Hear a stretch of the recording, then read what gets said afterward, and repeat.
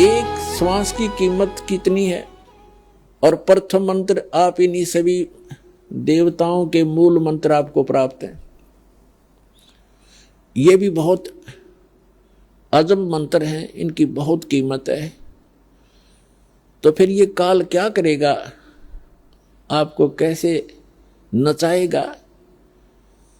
जैसे प्रथम मंत्र में गणेश जी का मंत्र है, ये मूल मंत्र है इनके, इन मंत्रों के बिना लाभ नहीं होगा। और ये मंत्र भी अधिकारी से हो और पुण्यात्माओं।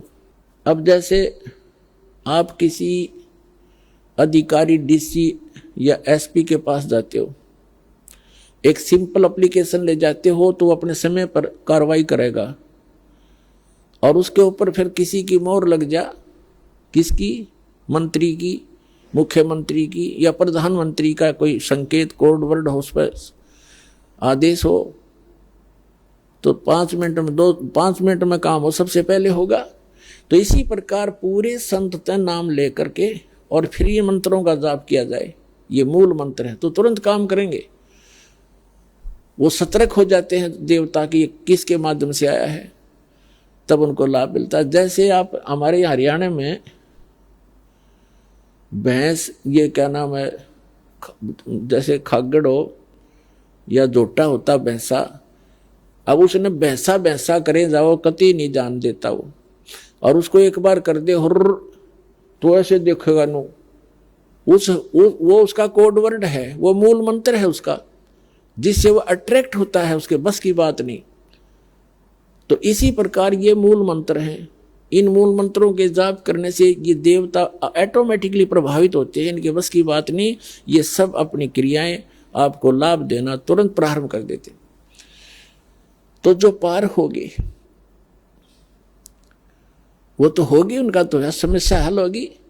और जो रहेगी फिर काल कैसे नाश करेगा उस व्यक्ति का। ये प्रत्येक शहर, प्रत्येक लोक में इसने रेस्टोरेंट बना रखे हैं और वहां का जो भी देव है वो कमीशन लेता आपके पुण्यों से, और तब अपने लोकों को चला रहे हैं। तो गणेश जी के लोक में जाओगे आपको, क्योंकि आप गणेश जी का मंत्र कर रहे हो, वहां कोई देवता बन जाओगे, वहां कोई गण बन जाओगे और आपके पुण्य उस मंत्र की कमाई को वहां नष्ट करके उसके बाद फिर ब्रह्मा जी के लोक में जाओगे, वहां पर भी आपकी पूंजी आपकी नाश होगी, सुख सभी प्राप्त होंगे जो यहाँ के नकली सुख हैं, नाचना गाना अप्सराएं शादी ब्याह फंड संड सारा होगा वहां पर। और लेकिन जेब कटेगी आपकी। जैसे कोई होटल में जाता है, रेस्टोरेंट में रुकता है, तो उसकी जेब पैसा वो अपनी पल्ले से खर्चता है, उसकी उसी की जो पूंजी है वो नष्ट होती है, व्यय होती है, और वो सब सुविधाएं उपलब्ध है, घंटी बजाओ सारी चीज खाओ, लेकिन जेब कट रही है उसकी। इसी प्रकार प्रत्येक लोक में प्रत्येक देव की जो साधना आप कर रहे हो वहां जाओगे, फिर विष्णु जी के लोक में जाओगे, फिर शिव जी के लोक में जाओगे, फिर दुर्गा के लोक में जाओगे, अपनी पूंजी नाश करते जाओगे, आगे चलते जाओगे। जिन्होंने सतनाम का जाप कर रखा है वो फिर ब्रह्मलोक में जाएगा। ब्रह्मलोक में इस काल ने के और धोखा कर रखा है, उसमें 4 विभाग कर रखे, स्वर्ग को 4 भागों में बांट रखा है और उसका नाम लिख दिया नकली सतलोक, अलखलोक, अगमलोक, अनामी लोक। और जो दूसरे सतनाम का जो जाप है, सतनाम के अंदर 2 अक्षर का नाम है, वो तो ब्रह्मलोक में जो सबसे पहले सतर का ब्रह्मलोक है उसमें नाश कराता है। और दूसरा जो मंत्र है उसके साथ उसको ऊपर के लोकों में, उससे ऊपर अलग स्थान बना रखे हैं, उससे अच्छी क्वालिटी के होटल, उनमें नाश कराता है। और जिसको सतनाम प्राप्त है उस प्राणी को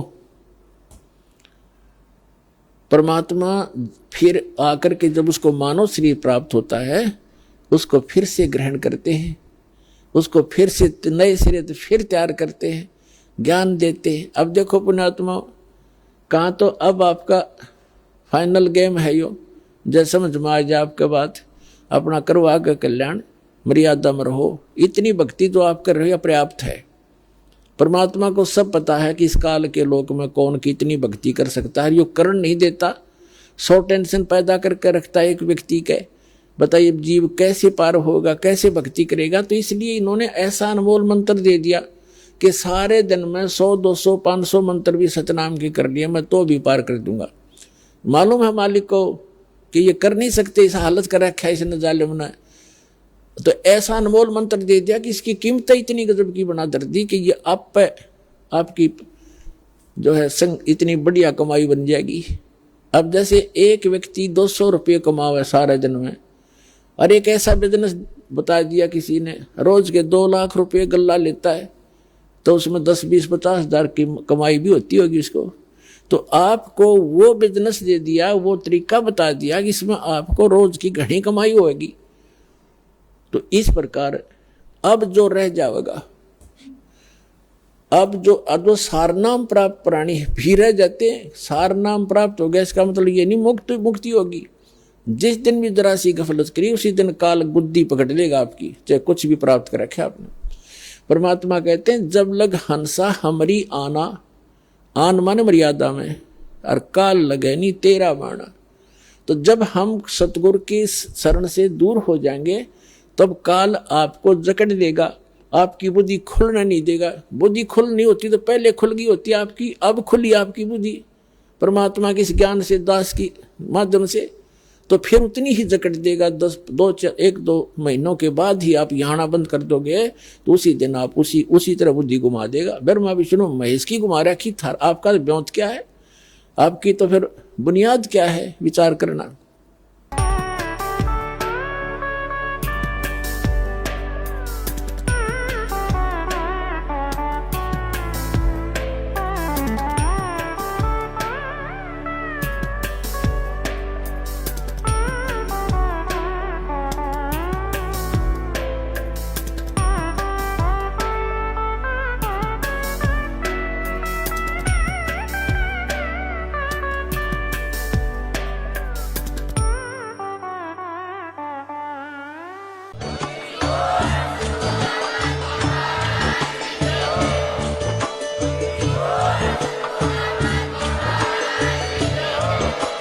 आप सुन रहे थे जगत गुरु तत्वदर्शी संत रामपाल जी महाराज जी के मंगल प्रवचन। अधिक जानकारी के लिए विजिट कीजिए हमारी वेबसाइट www.jagatgururampalji.org। संत रामपाल जी महाराज जी के शुभ आशीर्वाद से पूरे विश्व भर में 500 से भी ज्यादा नाम दीक्षा केंद्र हैं, जिन पर संत रामपाल जी महाराज जी द्वारा ऑनलाइन निशुल्क नाम दीक्षा दी जा रही है। अपने नजदीकी नाम दीक्षा केंद्र का पता करने के लिए संपर्क करें 8222880541।